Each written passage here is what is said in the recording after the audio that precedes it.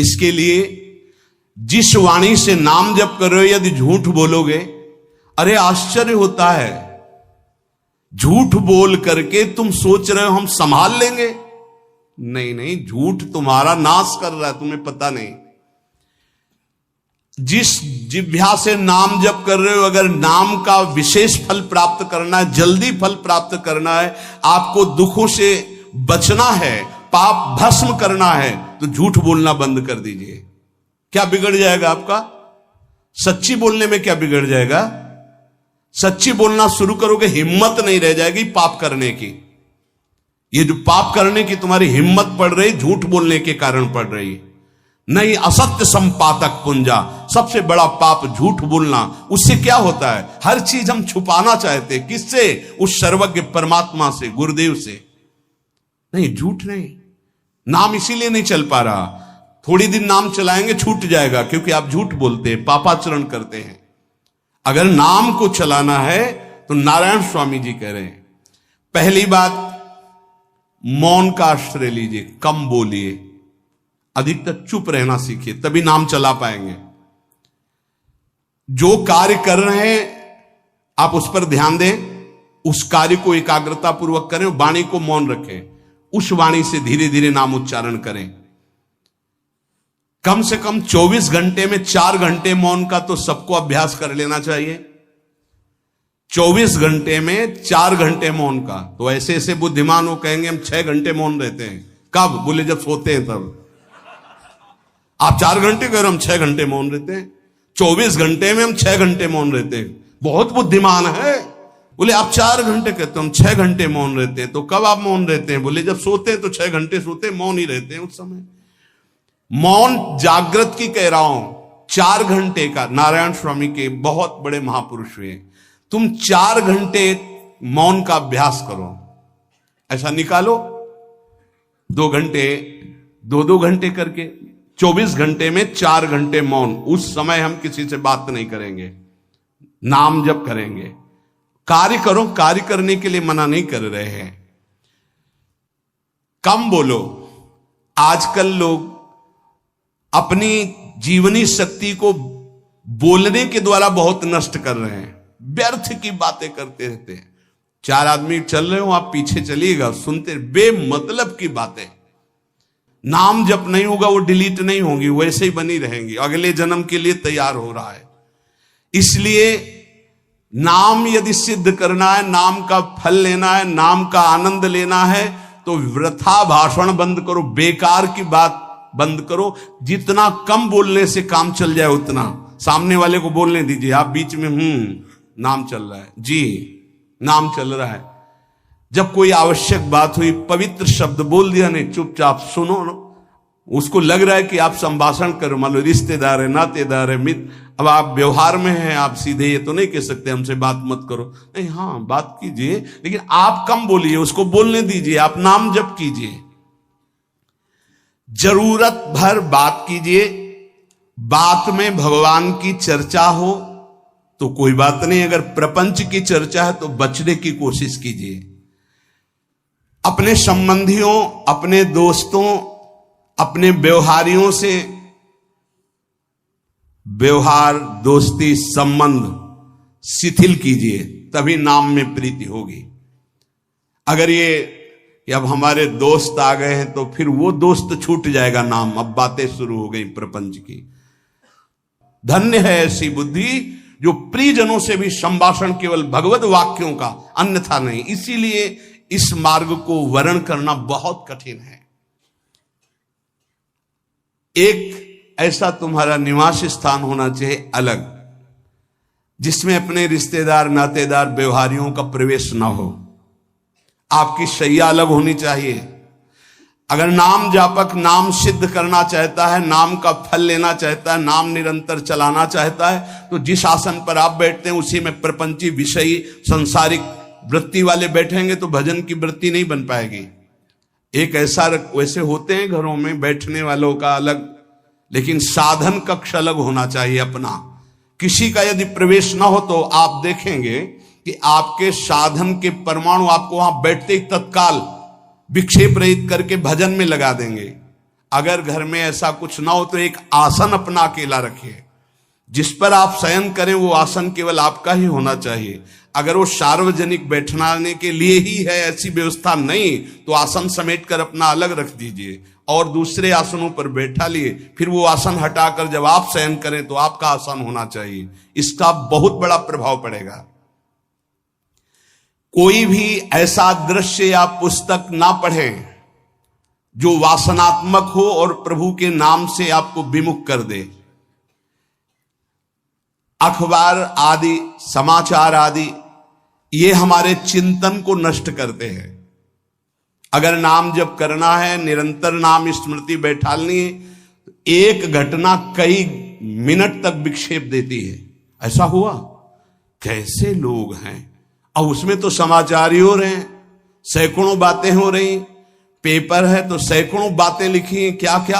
अब वो सब दिमाग में भर गई। इतना व्यसन है किसी किसी को पेपर पढ़ने का, समाचार पत्र पढ़ने का, कि सुबह होते ही वो विरह में रहते हैं कि पेपर आ जाएगा। आया नहीं, मिला तो ऐसी एकाग्रता से पढ़ते हैं जैसे वेदांत चिंतन करने वाला वेदांत चिंतन। चश्मा लगा, चाय रखी, ठंडी हो रही, उससे मतलब बीच बीच में चाय और चश्मा से और पूरे दिमाग में वही। अब क्या करेगा, जो पढ़ा है उसका चिंतन बनेगा, वही बोला जाएगा। अब जहां चार मिले तो तुम्हें पता है, उत्तर प्रदेश में ये हुआ, मध्य प्रदेश में ये हुआ, चर्चा दिमाग। नाम जापक पूज्य श्री नारायण स्वामी कह रहे हैं, अखबार पढ़ना, दुनिया भर के प्रपंच की जिसमें बातें हैं, ऐसे समाचार, ऐसे टेलीविजन देखना, ये तुम्हारे हृदय में नाम नहीं चलने देंगे, तुम्हारी स्फुरणा को गंदी कर देंगे, बेकार का वक्त खराब होगा। इसलिए अगर आपको पढ़ना ही है तो धार्मिक ग्रंथों को पढ़िए, अपने इष्ट संबंधी ग्रंथों को पढ़िए नाम जपने के लिए। किसी को कभी वचन न दें। पांचवा, बहुत बहुत पॉइंट की बात करें, यदि आपने किसी को वचन दे दिया और पूरा नहीं किया तो भजन का फल वहां जाएगा, ध्यान रखना। यही हमसे सब त्रुटियां होती रहती है अपने लोगों से। जाओ आज से बाद वचन दे दिया, हम ऐसा नहीं करेंगे, नहीं करेंगे चाहे मर जाएं। और अपने लोग ऐसे फिसड्डी हैं कि शाम के वचन देते हैं और सुबह फिसल जाते हैं। 2-4 दिन बहुत चला, फिर फिसल जाते हैं। बोले कसम से आज से ऐसा नहीं करेंगे। तो आप इसको खिलवाड़ न समझे, आपके सुकृत नष्ट हो रहे हैं, वासना आपके सुकृतों को नष्ट कर रही। दूसरा, जैसे आपने किसी से कहा कि मैं शाम के 5 बजे आ जाऊंगा, तो 5 बजने में 5 मिनट कम होने पर आपको पहुंच जाना चाहिए, 5 मिनट ओवर होने पर नहीं, उसके पहले ही आपको ऊपर। यह संतों के जीवन में देखा गया है। समय का बहुत बड़ा जीवन में अस्तित्व है। अगर आप किसी को समय दें, फिर उसमें प्रमाद स्थिति नहीं होनी चाहिए। 5 मिनट पहले पहुंचिए। समय दिया है किसी को तो 5 मिनट पहले उसको इंतजार ना करना पड़े। रात को सोते समय नाम जापक उपासक विचार करें, मेरा नाम किन किन कार्यों में छूटा, मेरे से कौन कौन सा पाप हुआ, मैंने कौन सी आज गलती की जो नहीं करना चाहिए, और उसे डायरी में नोट करें। नारायण स्वामी कह रहे हैं दूसरे दिन सावधानी पूर्वक वो गलतियां ना होने पावे जो हमने आज की। जब उपासक सत्य बोलना स्वीकार करता है तो उसके हृदय में डर जागृत हो जाता है। ध्यान रखना, डर ये माया के द्वारा प्रेरित है। अगर व्यापार में सत्य बोलेंगे तो पैसा अधिक नहीं आएगा, अगर हम सत्य बोल दिए तो डांट लगेगी, अगर हम सत्य बोल दिए तो सब लोग जान जाएंगे मैं ऐसा गंदा हूं। सच्ची मानिए, सत्य बोलने का नियम ले लीजिए, आप निष्पाप हो जाएंगे, आप महात्मा बन जाएंगे अंदर से। कोई भी पापाचरण आपके जीवन में नहीं रह जाएगा। भगवान का नाम सत्य है, उस नाम को चलाने के लिए झूठ बोलने वाला नाम को कैसे चला सकता है। सत्य बोलने से यदि तुम्हारा नुकसान हो रहा है तो तुम सह जाइएगा।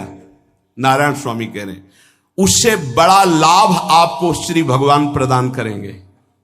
आप सत्य बोलिए। आजकल भगवान पर विश्वास नहीं, इसलिए झूठ पर विश्वास है। कलयुग की ऐसी प्रेरणा है कि सब झूठ बोलने लगे हैं। कोई डरता ही नहीं झूठ बोलने में, पूरा का पूरा। जैसे नहीं कहते कुछ तो सत्य होगा, ऐसे ऐसे महानुभाव हैं कि 100% झूठ बोल जाते हैं, 100%। धन्य है मोबाइल जो झूठ बुलाने में बहुत प्रवीण है, बहुत प्रवीण है। अरे भाई हम नहीं मिल सकते, आज हमारा मन नहीं है, खत्म खेल हो गया, सत्य बात है, नहीं मिल सकते आपसे, मत उठाओ फोन। अगर तुम्हें झूठे ही बोलना है तो फोन क्यों उठाओ? नहीं बोलेंगे, नहीं उठाएंगे तो समझ जाएगा कि उनकी रुचि नहीं। ये झूठ क्यों बोलना, सत्य बोलो। झूठ से यदि आप बच गए तो आपके जिह्वा पे नाम निरंतर चलने लगेगा। ये झूठ ही नाम नहीं चलने दे रहा। असत्य आचरण, छुपाने की वृत्ति, असत्य भाषण, ये नाम में प्रीति नहीं। किसी को भी फुसलाने के लिए झूठ मत बोलिए। सत्य बोलने का अभ्यास कर लिए तो पापी जीव भी महात्मा बन जाए। सत्य आवश्यक है। एक बड़े कागज पर ऐसी जगह लिख के रख लो जहां तुम उठते बैठते देखते हो कि मुझे सत्य बोलने का नियम लेना है, झूठ नहीं बोलना है। सत्य साधन कर लो, फिर देखो नाम कैसे चलता है। तपस्या, बड़े बड़े पुण्य, बड़े बड़े तीर्थ स्नान उतना पवित्र नहीं करेंगे जितना सत्य बोलने से होगा। पर बहुत कठिन है इस समय सत्य बोलना। मतलब बात बात पे असत्य का ही वर्ताव हो रहा है, असत्य का अच्छा, ये कोई संसारी आदमी में नहीं, कुछ ऐसे होंगे जो सत्य की वार्ता करते नहीं। प्रायः क्या जाता है, झूठ बोलने में बोल दिया और सामने वाला राजी हो गया, हम निकल गए। लेकिन सत्य ना होने के कारण आप में सत्य आचरण, सत्य स्वरूप भगवान का नाम, भगवान को कहा गया सत्य नारायण, वो नाम नहीं चलेगा। भजन करने का पहला साधन है सत्य बोलना, जबान से सत्य बोला जाए। और भजन की संख्या प्रारंभ में जरूर लेनी चाहिए। यदि 10 माला का नियम लिया, 20 माला का नियम लिया, तो उसे निर्वाह करो। जैसे यहां शरणागति मंत्र मिलता है तो 11 माला प्रारंभ में दी जाती कि आपको करना ही है, ज्यादा हो जाए वो ठीक, 11 से कम वो कभी जीवन में नहीं। अपने जीवन में गुरु आज्ञा 11 माला तो करनी है, हर समय करना है। पर ये मन थोड़े दिन तो नियम में चलेगा, इसके बाद छोड़ देगा। दीक्षा तब लेनी चाहिए जब गुरु आज्ञा पे चलने की हिम्मत हो, नहीं तो ऐसे ही नाम जपो करो। और जब नियम मिल गया 11 माला तो चाहे प्राण निकल जाए, हमको 11 माला पूरे करने, प्राण निकलने तक गुरु आज्ञा का पालन करना है। यदि आप नाम जब अधिक मात्रा में नहीं करेंगे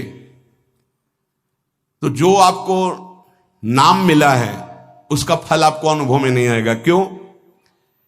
क्योंकि नाम का हिस्सेदारी होती, भजन की हिस्सेदारी होती। जैसे किसी ने प्रणाम किया, वो भजन लिया।